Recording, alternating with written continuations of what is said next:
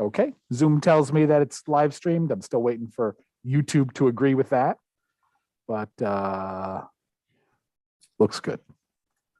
Okay, great. It looks like I see webinars now streaming live on YouTube. So Okay, great. good. So thanks everyone for joining. To the extent that anyone is joining us, I'd like to start the meeting of the ad hoc committee on fines. We have a number of board members, so this is an official meeting of the library board. And maybe we could talk a little bit about where we stand, like, kind of a sense of this issue's been around for a number of years. And I know the last I remember there was some information presented, and then we had a discussion, and trying to see if we can get to a recommendation as a group, as a committee, or possibly action by the board. So that's where kind of I see things stand. I don't know if anyone has anything to add or correct on that one. No, I think that's exactly where. Oh, sorry, Charmaine. I'll give you. I think the last time we met was October, and then the only other thing I would add is I believe it was Caroline who talked about some information or data or something about childhood, something that was important. So I'm just going to put that into the mix. Yeah. So Jeff and I have been exchanging. Sorry, do you want to take it, Jeff? Nope. Go ahead. I was going to say, Jeff and I have been exchanging emails about that. So what I had referenced was a board presentation that we received, 5 years ago, Jeff? Mm-hmm. And we've looked for the PowerPoint from that presentation, and we cannot find the exact one that kind of talks about the effect of libraries on childhood literacy. And I pointed to that one specifically because it had a very powerful impact on me. That being said, we have identified a few studies that are kind of seminal in the field, from what I understand, about the impacts of library fines on children. And Charmaine, if you're interested in something, we can certainly circulate those. You know, I had looked at those and sent them along, and Catherine kind of, confirmed that, yes, this is stuff that everyone who looks at library fines eventually finds their way to. Would that be a correct characterization, Jeff? Yeah, particularly the Colorado study is the one. If you just follow the citations back and back and back, and it's kind of the Uber. Yep. Uber study.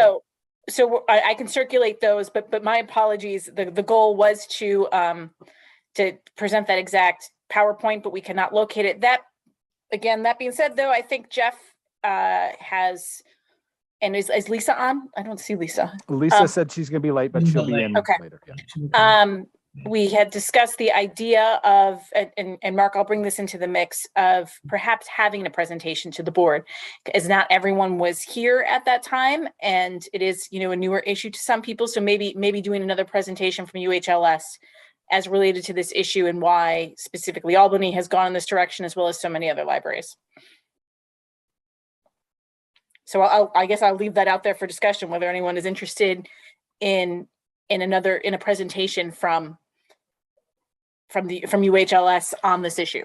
Yeah, and they've done a number of presentations recently. I know the Gilliland board, before they made their decision to go fine free, they had a presentation from Upper Hudson, and several of the other suburban libraries have had those as well. Yeah. So that's certainly available. I will say that I would encourage it, mainly because I had known about library fines before that, the issues surrounding library fines before that presentation. Once I had that presentation, it put a lot of things into context for me. It kind of, inspired me to do a lot more reading on the topic. And, it was just really a springboard of information for me. So if those who have not experienced that, Mark, you were there as well. So I don't know if you had an impression of it. Yeah, no, I did, definitely. I mean, I think there's definitely some research of the question really comes down to equity and access, right? So are fines a barrier to families and or children actually accessing the full range of services for the library? And is there, how does that relate to the community that we serve? I mean, in some ways. So I think that's kind of like, the issue we keep dancing around. So, additional information is always welcome on that issue. I don't know. I mean, it's for me, it's tough to think about. I guess I have, I'll just admit, I have like a reluctance to agree to a fine-free policy if we're talking about just targeting, persons under 18 or under 21. Should we start with, and I understand that sometimes the moms or the dads or moms take out books for their kids. And if those cards are blocked, that's an issue too. But should we maybe start as an interim measure to do a kid fine free policy first, and raising the level upon which your access is blocked to the library. So that's kind of where my approach is. I don't think fine free for people at my age and or over will have any impact on access for children or access for my age. I think the fines are so low that it's not a barrier, frankly. I mean, I could buy it for children, do everything you can for children, but for adults, it seems like there's a social contract with the library, and our fines are so low that it's not really a barrier. That's kind of where my mind is on that. And I would just add that it continues to cost money to house our collections and staff the library and maintain services to the public. And no matter how you slice it, fines are around 30 grand in revenue each year. So to forego that, I think it's a tough argument. I wasn't on the board when the Upper Hudson Library made the presentation, but I know that the staff of our library presented data, it was perhaps on that October meeting, about the impact on this community and who was disproportionately affected. And that made an impression on me. I think, Jeff, not that we have to forego any kind of decision or recommendation, but I did not hear the data or information about whether it's the Colorado study or about the access to books and et cetera at a in young childhood, and the effect that has in terms of either educational achievement or attainment or motivation or whatever. I don't know that piece, and I'm not sure. So if you want to give us that in a nutshell, that'd be great. But from what Carolyn seemed to be kind of implying was that there was a correlation between access in young ages and young years and educational development or something. Is that safe to say? I mean, I think that was my impression, kind of leaving that. Again, I want to be careful, inciting things, because I don't have that actual presentation in front of me. But yes, kind of that was my impression. And, Charmaine, I've done a lot of research on this since our last meeting, trying to, close that gap. And there's a lot of, I think, academic studies out there. There's also a lot of, newspaper articles out there. I'm happy to send you a few from the Times, something that you're interested in. There's been a lot of commentary from library directors across the country on this. And aside from kind of access issues, why I would be in favor of, I think it's obvious that I'm in favor of this, but I'm also very mindful of what other libraries are doing, and not just other libraries in the community where this seems to have caught fire, but also the very best library systems across the country, who have to mind budgets and all of those things, seem to think that seem to have come to a very strong conclusion, I think, especially over the last few years, that this is the way libraries should operate. We are not a struggling library. That doesn't mean that we don't have a fiduciary duty to pay attention to the budget and to mind our P's and Q's and all of those things. But I think that we would be an outlier for the level of affluence that we have at the library, and to not make this a standard policy. So, that I don't think it's any surprise to anyone that that's where I stand. But I guess to throw it out to this group, because we can keep on kind of talking and putting our point of views out there, which again, I don't think is a surprise to anyone. No. Is there any room for anyone to change their mind on this? Or should we figure out how we should move forward based on kind of where we are right now? Or, while I like the idea of a presentation that's more time and that's more, resources, all of that. do we want to kind of figure out how to move forward based on what everyone thinks now? Because I kind of get the feeling that everyone is pretty clear with where they stand on this. I have two quick questions on that, and I'm fairly clear where I stand, but I know that you would introduce that other piece, Caroline. I just hadn't seen anything on it. Two questions. One is, I think Catherine's here. Catherine, I think you're the data woman. Did you do you have data on the ages and how it's affected? So, for the point that Mark raised, do fines also affect more senior or adult borrowers? Not to put you on the spot. So the regression models I looked at census data, and I looked at income and housing. So that was irrespective of age. That was just across the board for our community, that there was a significant impact or a significant correlation between people who lived in less expensive houses owing more money in their library card, people earning less based in their census group, having higher library card amounts. Looking at ages, the Colorado study from 2015 actually interviewed parents, and the parents came into some Colorado libraries and they said, how is it that fines affect how you borrow? Like when you come in and you borrow books, what are you thinking?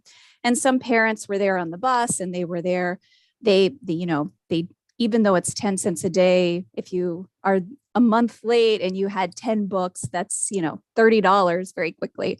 So in the interviews, not just a survey, but in the interviews with parents were clear that, well, I don't often take books home. I come to the library and I use them here, but I don't want to take them out because I don't want to forget. And I don't want to have to come back on the bus, back to visit this library. So that Colorado State Library's white paper really focused on age. So I think there's a lot of ways to slice and dice this question about access and fiduciary responsibility. And I think access is not age limited. I think that we can look at some more data specifically. When I go to the fine binder that we pulled, we saw that the amount of fines owed was really people under 30 owe a higher percentage of fines than people over 30. So our older populations didn't owe as much fines in percentage to the rest, the total fine threshold. So that's part of that barrier.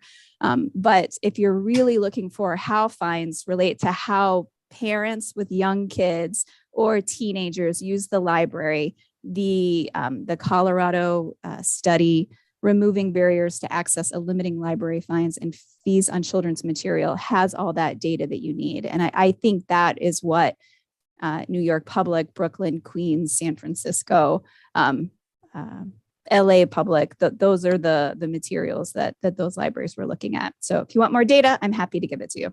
No, I just wanted to ask the question about, pertaining to Mark's and Jeff, or anyone who's on the finance committee, whoever's developing the budget, what is the line? How much do you budget for put in that fines line? Because I think Michelle said 30. I thought it was 15, but I could be totally off. Do you know what was in there?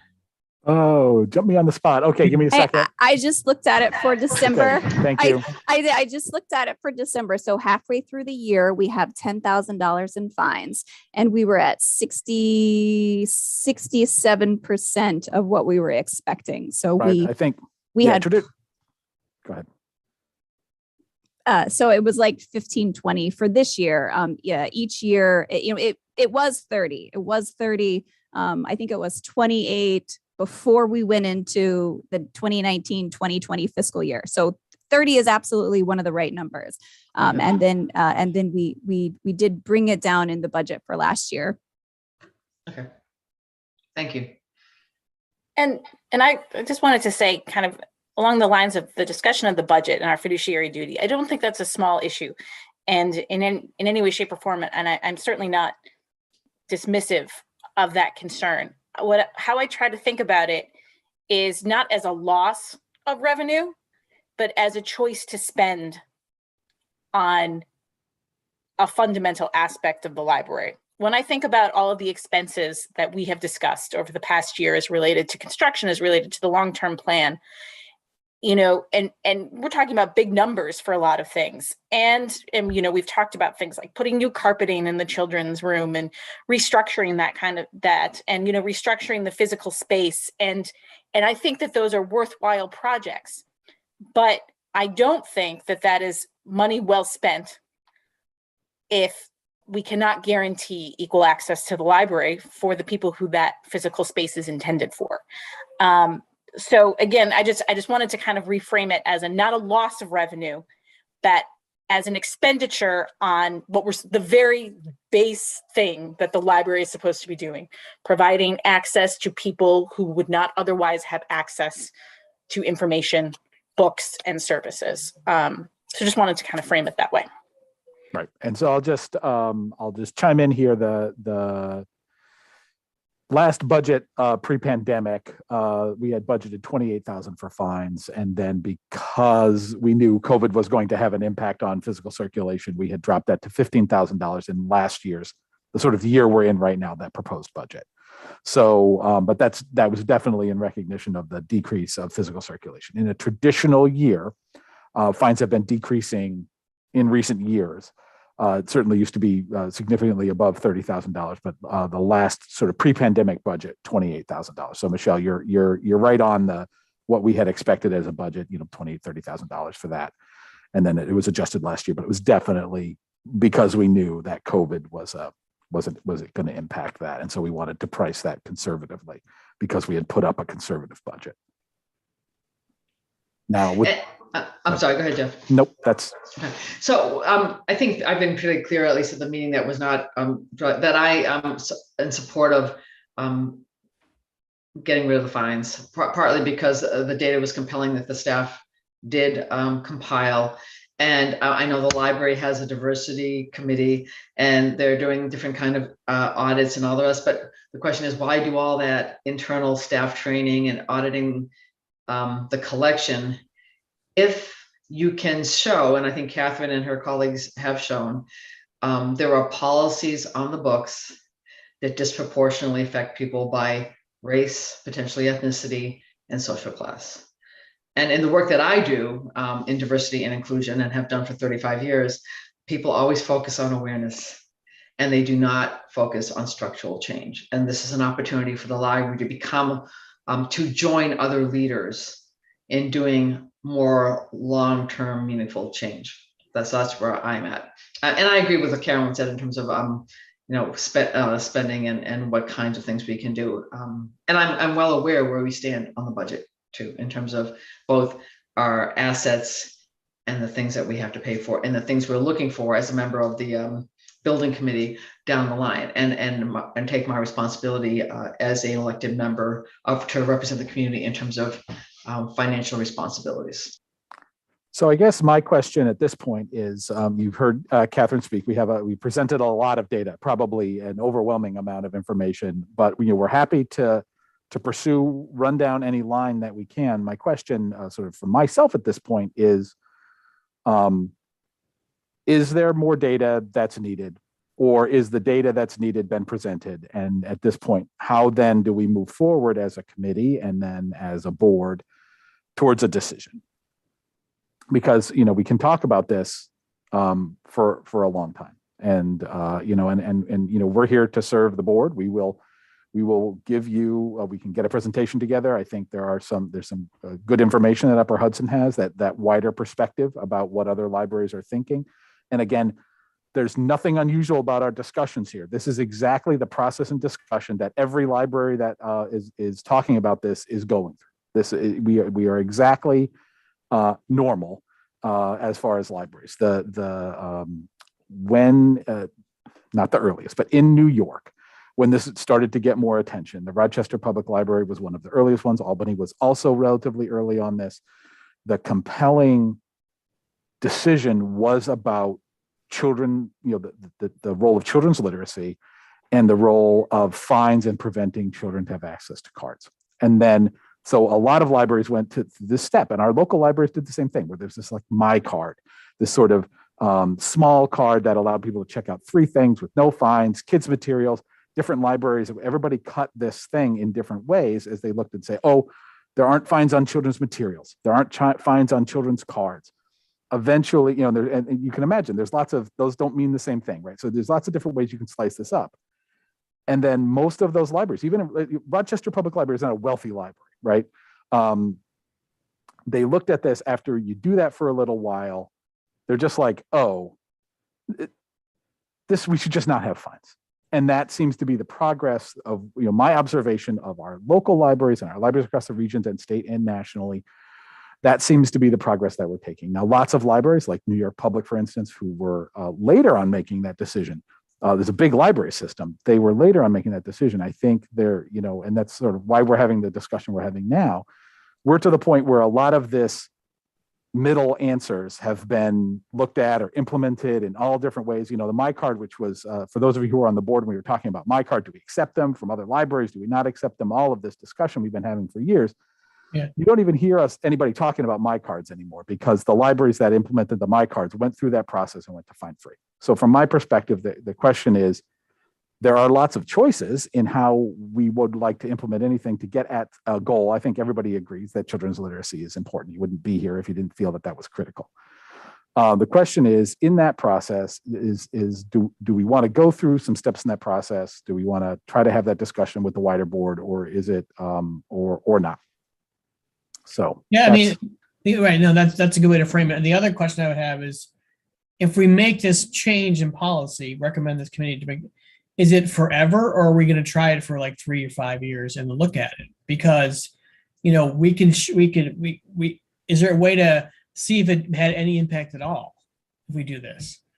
If we do this, say, let's put it out for a 3-year demonstration, and in the meeting, we put the jar up so people can give money, if they want. We look at whether, you run the data that we ran to get here and see if it's changed at all. And if it hasn't changed at all, I would argue that, that cuts both ways in some ways. We were giving up 15 or 10 grand with no policy change at all. But I think you need a 3-year, you need a significant demonstration program, to look at that. Just to make the change and then forget, oh, we made this change, we all feel good about each other, and and then not look at it would be, I think, a dereliction of duty on our part too, as well. I mean, we can do it as a demonstration and see how it plays out. I think I appreciate that, and I think that the policies are under the control of the board at all times. That's and that there's no policy that we make that can't be unpolicied if it's not dictated by law. Yeah. I think from a PR perspective, even setting aside children's literacy and just setting aside sort of average person's use of the library, re-implementing more stringent or more strict policies tends to go very poorly in general with our interactions with the public. So, I absolutely appreciate that. We would absolutely be looking at how circulation changed, or what were the changes in circulation if we were to implement this policy. I think it would be important for us to look at that. But I do politically, just so you're going in, you'd be aware that there's a heavy lift of cost in the other direction. Yeah, obviously. I mean, you'd have to have the political will to say this demonstration's over. Right. And then we're going to pop up back to the prior policy or some other evolved policy. I agree. Yeah. I don't know. I just feel like it's a compelling case for kids. It's not a compelling case for adults for me. I mean, and I think that, obviously the will of the board is what it is. So, we'll go with that. But, I think Carolyn, you're right. We could talk this thing to death, and then, be here another year, another couple of years and not having done anything. So we, if we want to recommend something, we should recommend something and say it's not unanimous, but the committee looked at this, and as we said in the past, any member can make a motion at any time at the board. It doesn't, it doesn't have to go through a committee structure or a vetting process at all.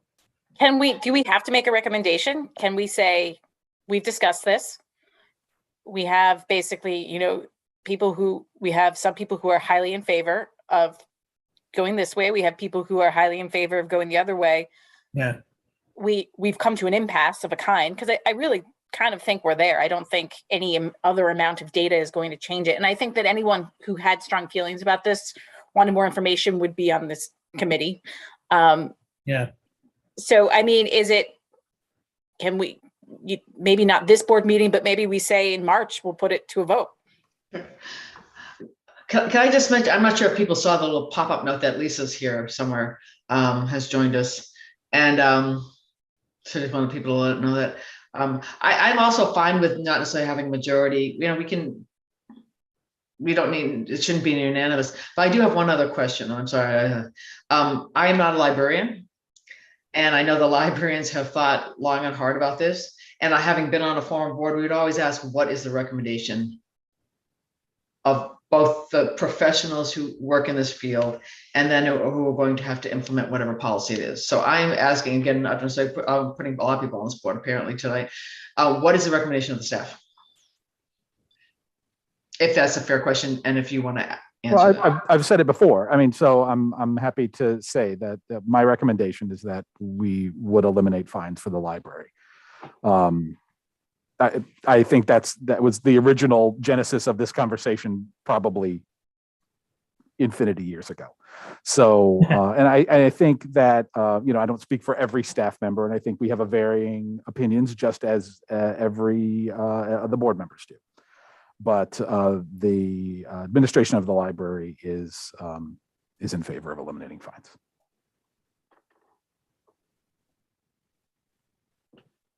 Oh, Sorry.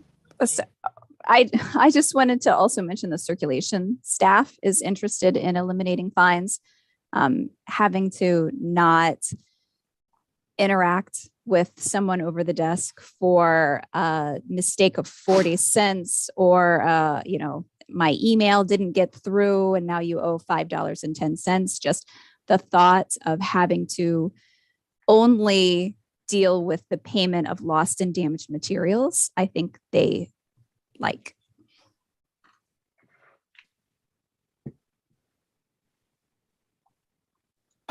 I have one other question, actually. So Mark had suggested, is there a way of saying no fines for children and fines for people, or administratively, Jeff, and you may or may not know that. Yep. Is that something you could, I'm not necessarily in support of it, but I just say operationally, can you do that? Yeah. And what does that mean for your staff? Right. I mean, I think it's complicated, but not world-endingly complicated, because libraries in our area, like I said, in our system, have done every version of this. So whether it would be children's materials, no fines, or children's cards, no fines, and you can see how there's some complexities with both of those things. It doesn't they're not perfect unison, right? Adult people take out children's materials, and children take out people with children's cards, or youth cards take out items that aren't children's materials. So there's not a perfect union of those things, but the system is capable of handling that.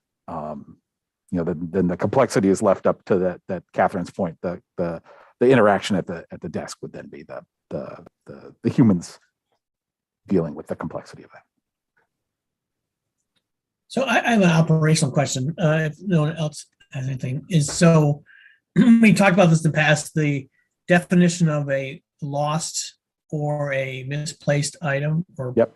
I don't know if I'm using the right terms, or for damaged or something. Yeah. So my understanding is that at a certain point, books due February 1st, February 2nd, on March 2nd, it's 3rd, it's lost. If it doesn't go back. Okay, you're right. So let's say something's not renewed. So it's at the end of its loan period for whatever reason. Right. Can't be renewed, all that stuff. Right. So they get there. After that, and Catherine can correct me, but I think a week after that, first of all, sorry, they get an overdue notice. There's a 2-week overdue notice, and then at a month after that date, it becomes lost in the system, and they're automatically charged for the full price of the item, right? So it goes through the overdue process. Most people have seen that overdue process.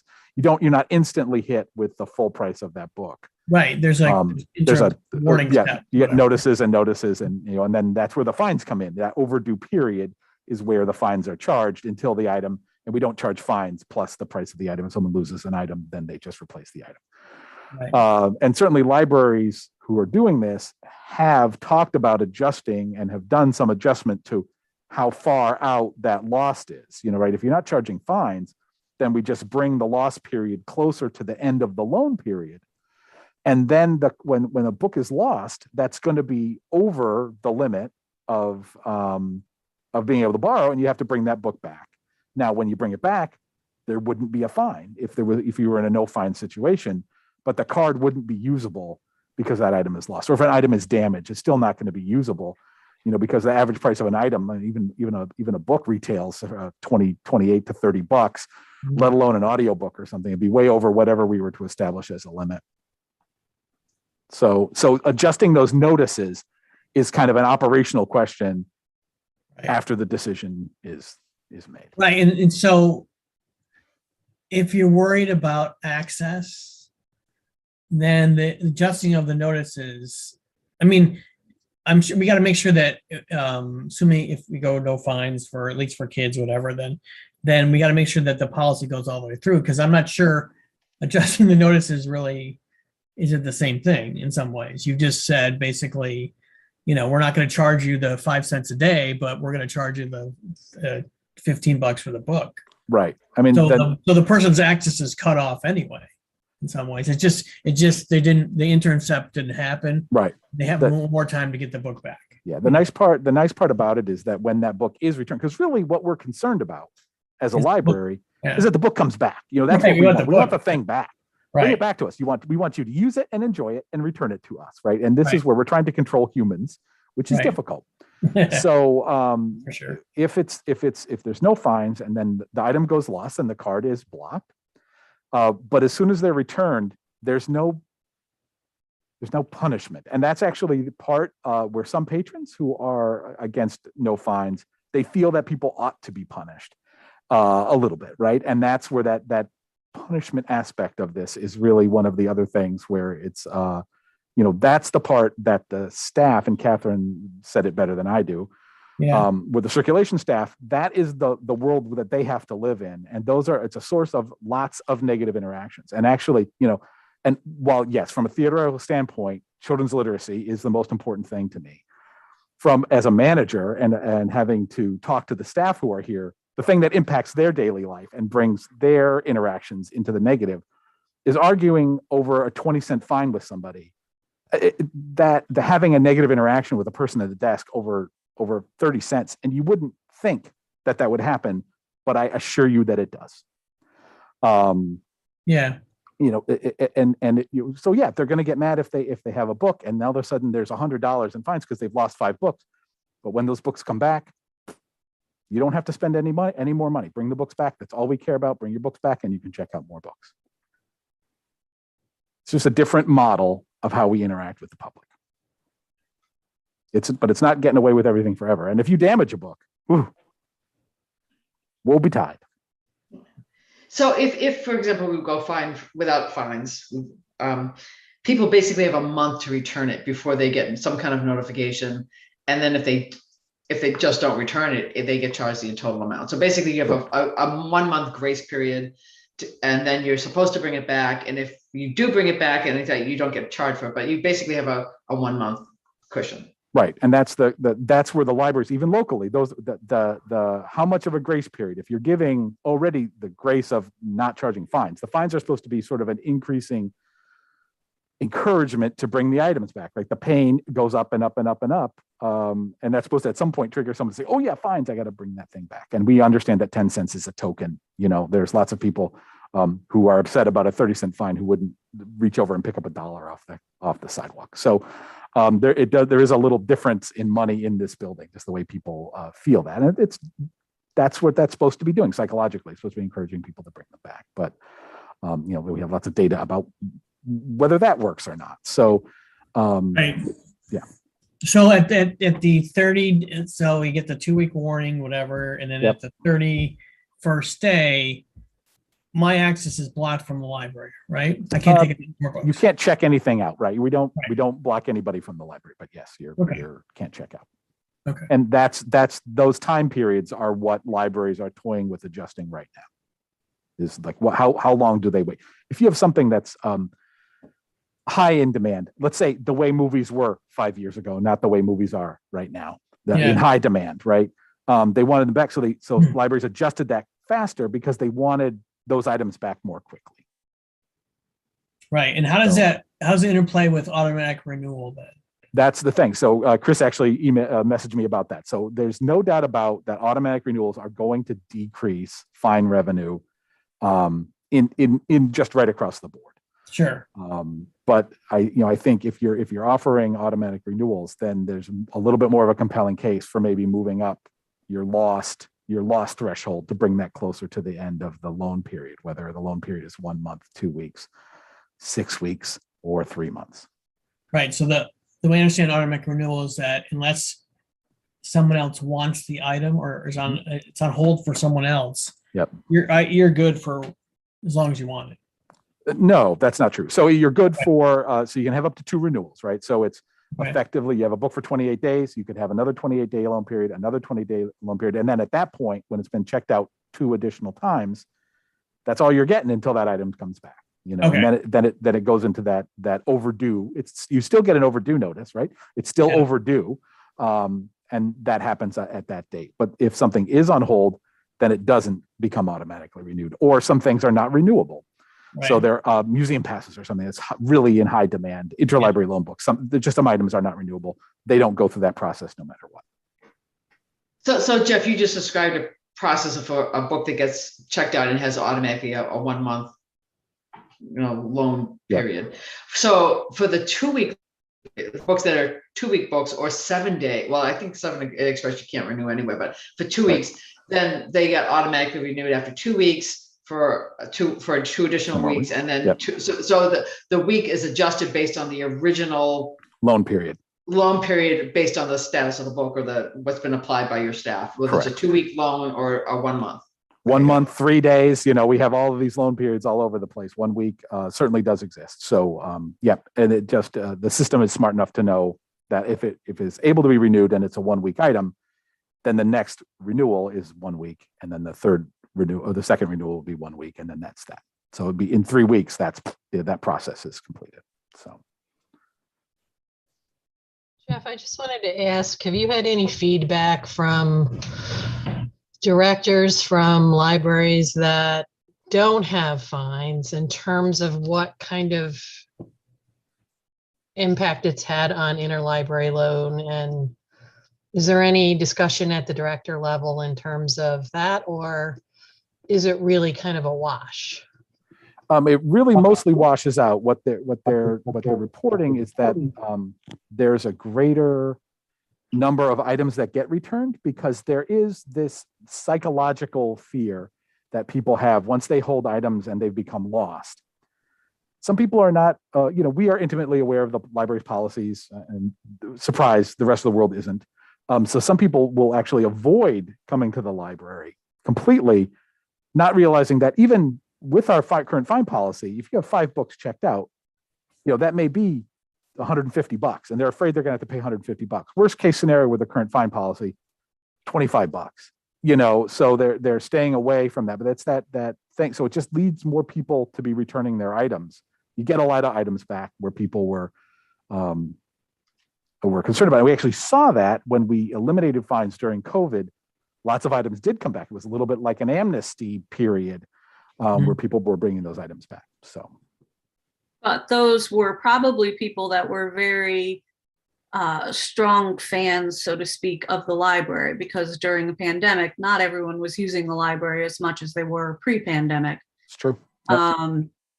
And also when it comes to access, our library is accessible by anyone at any time of any age. The only issue is when you decide as an individual to take something from the library, we ask you to bring it back. And if you make the decision not to bring it back, then there's a 10-cent fine imposed. The issue of access, I do have a problem with that issue of access. Also, if UHLS is going to institute auto renewals and the total fines collected are going to go down anyhow, and are they going to institute this auto renewal during the pandemic that we're still in? Yeah, it's live right now. So it's okay. Oh, it is right now. Okay, I didn't realize it was already in. in process. So I don't know. I would hesitate to make any large policy change like this while we're in the middle of the pandemic. I think we should wait until procedures and everything in the library is back to normal. I don't find fines to be punitive. If library staff are having negative interactions with clientele or patrons, it's very easy, right? Every interaction is two-sided. So if a patron is really complaining about that 40-cent fine, then the library could say, okay, never mind. And then it's not a negative interaction any longer.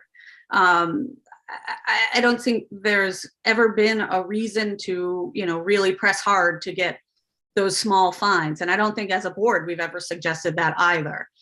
In fact, I'm pretty sure we've had conversations where we said, especially during the pandemic, forget it, just let them go.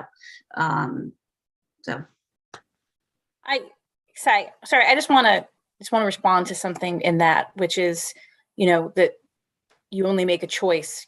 I agree that there is physical access available to the library for everyone at all times, and that it's your choice not to bring something back, but it's not a 6-year-old child's choice whether to bring something back and whether their card is going to get blocked. In most cases, they are at the mercy of a parent.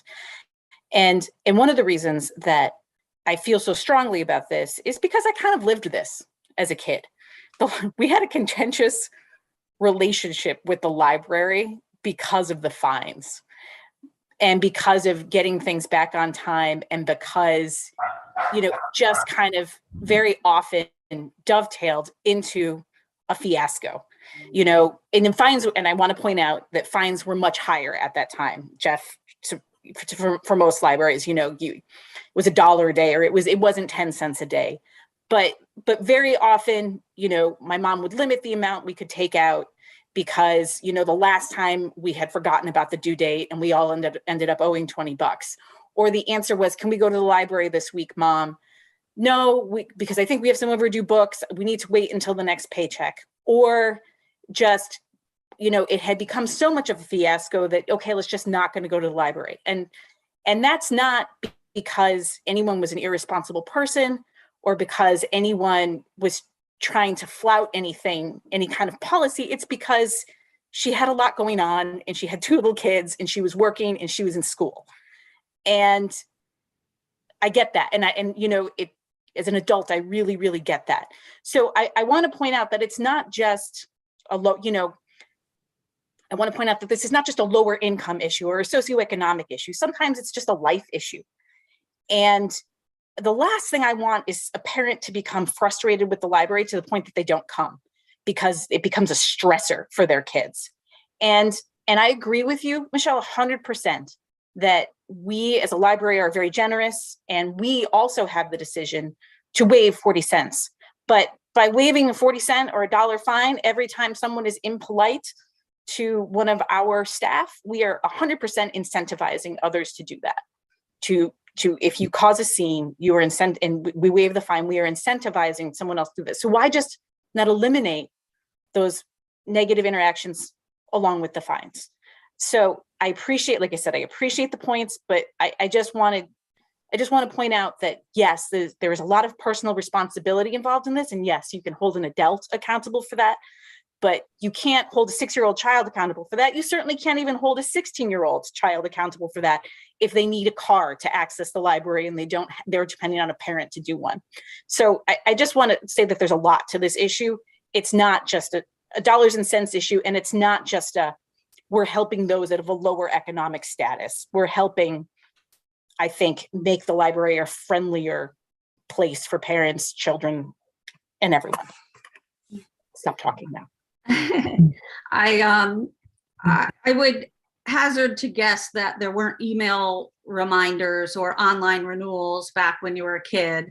I think it's very easy to renew a book at the library until you have the time to return it, especially if you get 2 subsequent renewals before it's truly required back.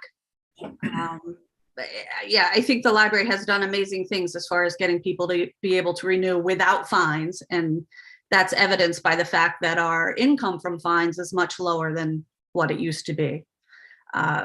So I would still say that it's very easy to return a book at the library, to be reminded of when it's due. Yeah. I will just say, I don't assume that it's easy for everybody. In terms of either work schedules or access to transportation or childcare or whatever. So I don't want to make the assumption that everyone has easy access to the library, physical access, temporal access to the library, even though we have lots of hours that are open and all the rest. I think we have great diversity in our community, and that doesn't apply to everybody, regardless of their economic means. So, I mean, we can, frame this as a full release to the fines. I think there would have to be an implementation discussion on the mechanics, so that if that actually passed the board, and how effective dates and budget impact and that kind of stuff, and like what the talking points on what the policy is, so that we all understand that, you still have responsibility to return the book. It's just an interim period of fines.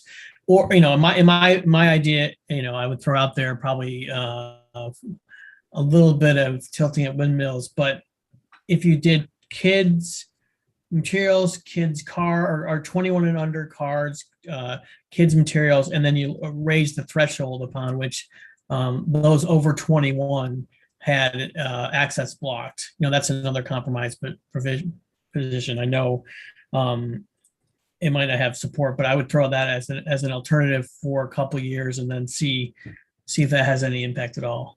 That's what I would throw as a compromise, if that's implementable. I would reiterate that I don't think we should make a large policy change during the pandemic. Yeah, that's a good point too. Yeah. I did miss the first part of the conversation, but I do want to go on record saying I support bringing the conversation to the full board for a discussion, and I think it's a time to do that. Okay. That's fine. So I think what I would say is, obviously, if anyone's got any other requests for data or more opinions, we could just add it to the agenda for this board meeting. I don't think there's a reason to wait until March necessarily. We'll just put it on the board meeting, and then see if what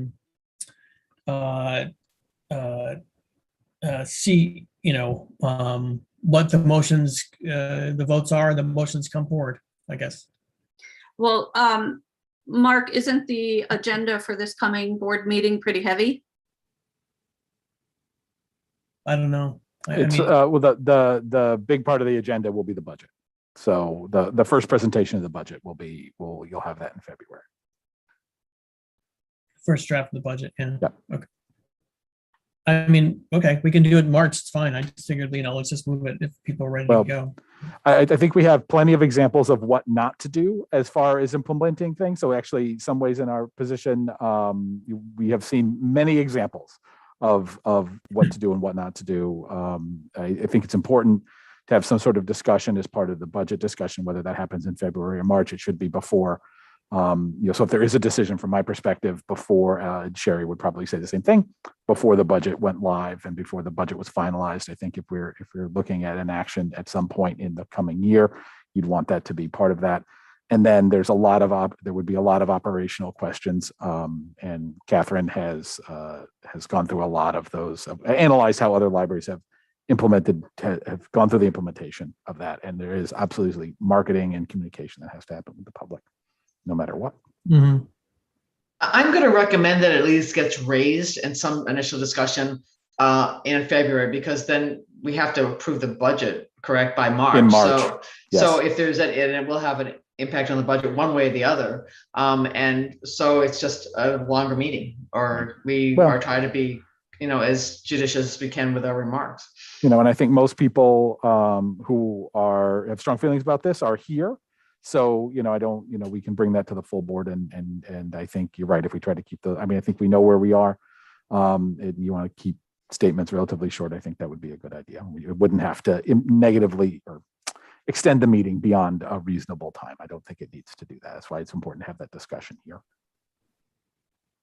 would it, and Mark, I'm going to ask you this, would you want to take a vote based on the committee and just report out to the full board on a preliminary vote of the people gathered for this meeting? This was a vote on a recommendation, or do you feel that's premature?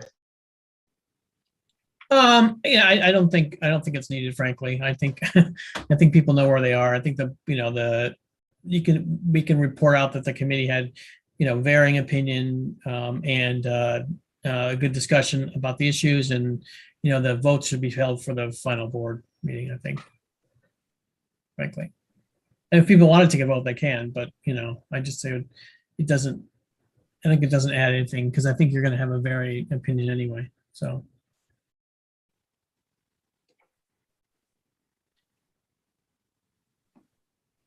I don't know. What do other people think on that? I agree. I don't think we need to come back. I mean, this wasn't a real committee, so to speak. We were getting together to talk about it originally. I think, we all got together because we did have strong feelings on one side or the other of the issue. So now we can just, having hashed it out and gotten data and done the respective reading, I think it's fine just to bring it to the board and have a discussion with the entire board. Okay. That seems reasonable. I'm seeing some nods. So, okay. So I'll let you do that, and I will, I'll let you go. I'll go. I've had you here most of an hour, so I appreciate you taking the time to come and talk about this important issue. Okay. Thanks everyone for your time. Appreciate it.